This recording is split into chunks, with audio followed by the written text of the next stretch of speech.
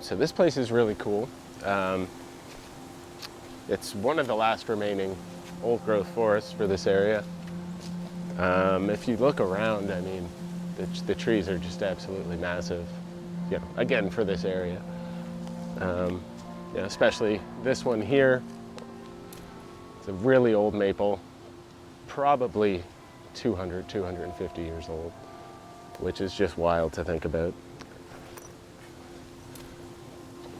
And then, you know, the surrounding trees, you have white red pine, eastern hemlock, some really impressive old oak trees.